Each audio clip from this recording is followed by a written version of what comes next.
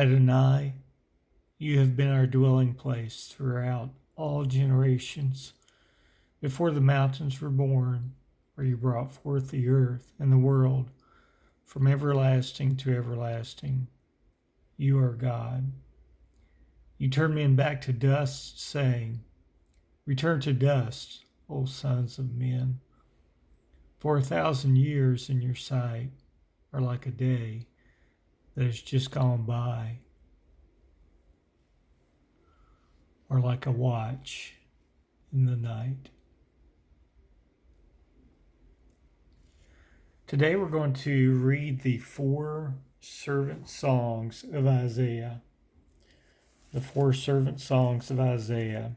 If you're not familiar, Isaiah was written around 700 BC. I believe Isaiah prophesied from 740 to 681 BC. So we'll just say around 700 BC. And this would have been about 700 years before Yeshua. Some people call him Jesus. But about 700 years before his life. Yahweh spoke through the prophet Isaiah. And he spoke of he spoke about the current world and contrasted and compared that to the new Jerusalem, the new world that Yahweh would put in place where he reigned from the earth. His Messiah would reign from the earth. And he spoke about the Messiah, that is the anointed one, Yeshua, coming. And the 4 servant songs are speaking of his first coming as a humble servant. Okay, and they're found in Isaiah. They start in chapter 42, and that's where we're going to start. And we're just going to take this lesson to become familiar with the 4 servant songs. All right, so we're in Isaiah chapter 42 and verse 1. Here's my servant whom I uphold, my chosen one in whom I delight. I will put my spirit, or Ruah, on him, and he will bring justice to the nations. He will not shout or cry out or raise his voice in the streets. A bruised reed he will not break, and a smoldering wick he will not snuff out. In faithfulness he will bring forth justice. He will not falter or be discouraged till he establishes justice on the earth. In his law the islands will put their hope. This is what Elohim, Yahweh, says, he who created the heavens and stretched them out, who spread out the earth and all that comes out of it, who gives breath to its people and life to those who walk on it.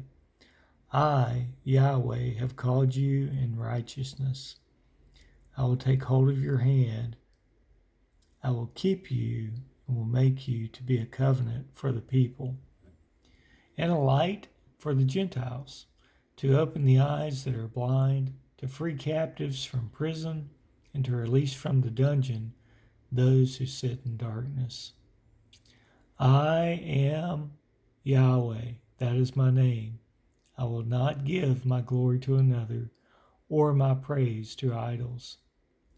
See, the former things which have taken place, and the new things I declare. Before they spring into being, I announce them to you. Okay, so the servant, that is the Messiah who would come,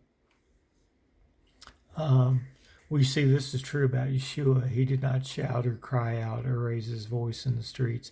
A bruised reed he will not break. In other words, those that are seeking to come to him, that have the faith to believe, he's going to, encourage them and bring them along as a sheep. Now, earlier, if you read Isaiah, Yahweh speaks through Isaiah about Cyrus, the king of Persia, who would allow the captives of Judah to return and start rebuilding the temple. Eventually, they're going to rebuild the walls and bring a lot of people back and be back in their land after 70 years of captivity. Cyrus, keep in mind, was just a foreshadowing of the Messiah who would come and set the people free, not from the bondage of a foreign power, not in captivity in exile in Babylon, but from the bondage of sin. Okay, Yeshua set us free from the bondage of sin. And Yeshua speaks this about himself if you read in the Gospels. One time he went into Nazareth, into the synagogue, and he pulled out the scroll, and he went to teach from the scroll. And he turned to Isaiah 61, and he speaks about this very thing here, about freeing captives from prison, binding up those like with a bandage, and releasing from prison those who are in darkness. All right, so that's the first of the four servant songs, Isaiah 42. Now we're going to flip over to Isaiah 49. And the second servant song begins in verse 1 of Isaiah 49. Okay, once again speaking about the servant of the Lord, the Messiah. Verse 1, listen to me, you islands, hear this, you distant nations.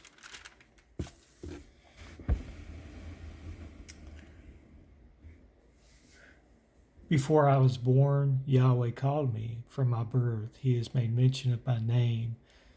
He made my mouth like a sharpened sword. In the shadow of his hand, he hid me. He made me into a polished arrow and concealed me in his quiver. He said to me, you are my servant, Israel. Now here he calls Yeshua Israel, which means he struggles with God and man and overcomes. That's what Israel means, or strives with Elohim. You are my servant, Israel, in whom I will display my splendor. But I said, I have labored to no purpose. I have spent my strength in vain and for nothing. Yet what is due me is in Yahweh's hand, and my reward is with my Elohim. And now Yahweh says, he who formed me in the womb to be a servant, to bring back Jacob, or Jacob, back to him, and gather Israel to himself. For I am honored in the eyes of Yahweh, and my Elohim has been my strength. He says, it is too small a thing for you to be my servant, to restore the tribes of Jacob and bring back those of Israel I have kept. I will also make you a light for the Gentiles. Okay, we read that earlier. That you may bring my salvation to the ends of the earth. This is what Yahweh says, the Redeemer and the Holy One of Israel. To him who was despised and abhorred by the nations, to the servant of rulers, kings will see you and rise up, princes will see and bow down, because of Yahweh, who is faithful, the Holy One of Israel, who has chosen you. And that is Kadesh Yisrael, the Holy One of Israel. Okay, so now we're going to turn over to the third of four servant songs. And this is going to be found in the next chapter, Isaiah 50. We're going to start in verse 4. Sovereign Yahweh, that's probably, you could look it up in Hebrew, but that's probably Adonai Yahweh. Remember, if you see the capital R, if you see ORD in caps, that's the personal covenant name of the God of the Holy Bible. His name is Yahweh. You can find that in Exodus chapter 3, right around verse 15. Adonai Yahweh has given me an instructed tongue, This is the Messiah, Yeshua speaking. To know the word that sustains the weary. He wakens me morning by morning, wakens my ear to listen like one being taught. Adonai Yahweh has opened my ears. And I have not been rebellious. I have not drawn back. I offer my back to those who beat me, my cheeks to those who pulled out my beard. I did not hide my face from mocking and spitting. Because Adonai Yahweh helps me, I will not be disgraced. Therefore have I set my face like flint, and I know I will not be put to shame. He who vindicates me is near. Who then will bring charges against me? Let us face each other. Who is my accuser? And we know the accuser is Satan. Let him confront me. It is Adonai Yahweh who helps me. Who is he that will condemn me? They will all wear out like a garment. The moths will eat them up. Okay, we'll stop there. You can read more of that in your own time. Just for time's sake, we'll move on to the fourth of 4 servant songs. And once again, keep in mind, these were written 700 years before Yeshua. This may be more familiar to you if you've read the Bible. This is Isaiah 53. We're going to start in 52:12, actually 13. See my servant wisely. He will be raised and lifted up and highly exalted, just as there were many who were appalled at him or marveled at him. His appearance was so disfigured beyond that of any man, and his form marred beyond human likeness. So will he sprinkle many nations, and that word nations means, Gentiles. Basically 2 divisions of human beings when you're reading this, that is Jews and all those who are not Jewish, of the family of Abraham and descended from Isaac and Jacob. So that would be the Jews and then Gentiles. When you usually see the word nations in English, that usually means Gentiles. So he will sprinkle many Gentiles, and kings will shut their mouths because of him. For what they were not told, they will see, and what they have not heard, they will understand. Who has believed our message, and to whom has the arm of Yahweh been revealed? He grew up before him like a tender shoot, and like a root out of dry ground. He had no beauty or majesty to attract us to him, nothing in his appearance that we should desire him. He was despised and rejected by men, a man of sorrows and familiar with suffering. Like one from whom men hide their faces, he was despised, and we esteemed him not. Surely he took up our infirmities and carried our sorrows. Yet we considered him stricken by Elohim, smitten by him, and afflicted. But he was pierced for our transgressions. He was crushed for our iniquities. The punishment that brought us peace was upon him, and by his wounds we are healed. We all, like sheep, have gone astray. Each of us has turned to his own way, and Yahweh has laid on him the iniquity of us all. He was oppressed and afflicted, yet he did not open his mouth. He was led like a lamb to the slaughter, and as a sheep before her shearers is silent, so he did not open his mouth. By oppression and judgment he was taken away. And who can speak of his descendants? For he was cut off from the land of the living. That is, he completely died. For the transgression of my people was he stricken. He was stricken. He was assigned a grave with the wicked and with the rich in his death. And we know he was crucified between 2 criminals and buried in a rich man's tomb, Joseph of Arimathea. Though he had done no violence, nor was any deceit in his mouth. He was accused of blasphemy and treason or insurrection, both false claims. Yet it was Yahweh's will to crush him and to cause him to suffer. And though Yahweh makes his life a guilt offering, okay, and you can study up on the guilt offering in Leviticus, mandatory atonement for unintentional sin requiring restitution, cleansing from defilement. And though Yahweh makes his life a guilt offering, he will see his offspring. So this says he's going to rise from the dead and prolong his days, and the will of Yahweh will prosper in his hand. Okay, continuing with the fourth of four servant songs. After the suffering of his soul, he will see the light of life and be satisfied. So once again, he will rise from the dead.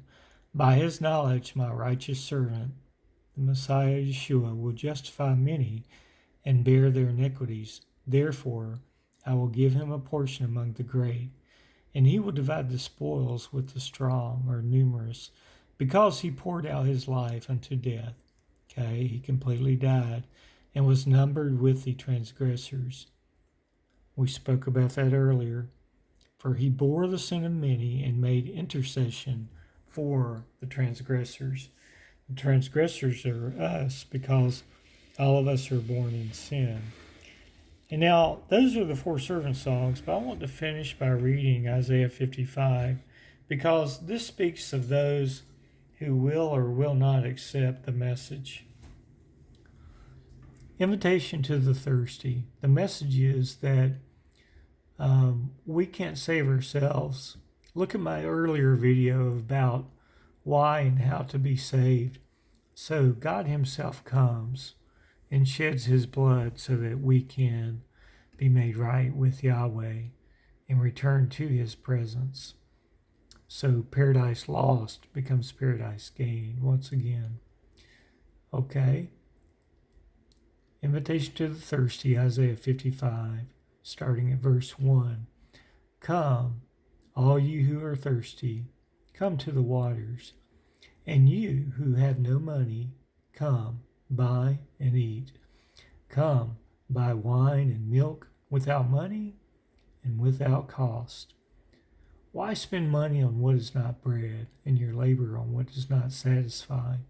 Listen to me, and eat what is good, and your soul will delight in the richest of fare.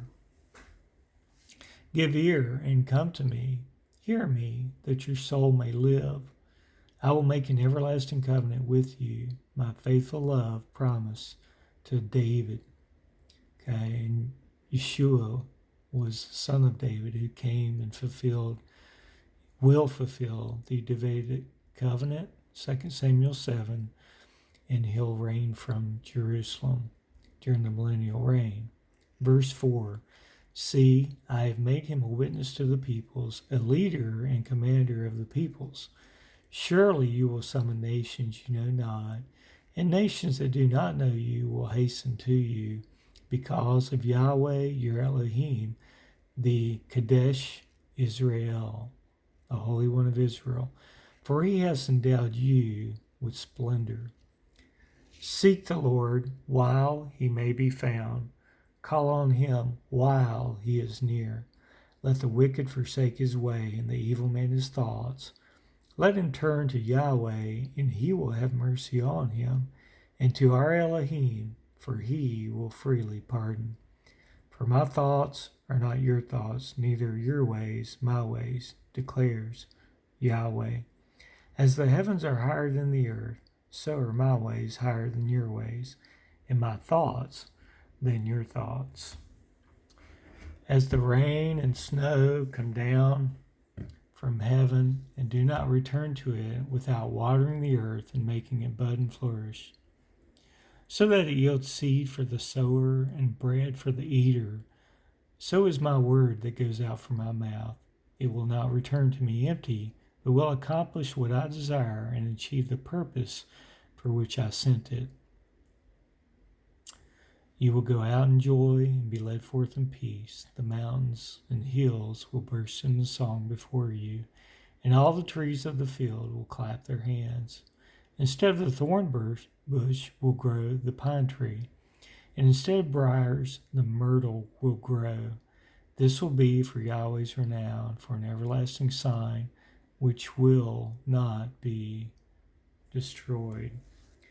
So we see the offer, and there's those who are simply called the wicked, and there's those who will turn and receive mercy if they accept the work of the servant on behalf of us to take the punishment for our sin.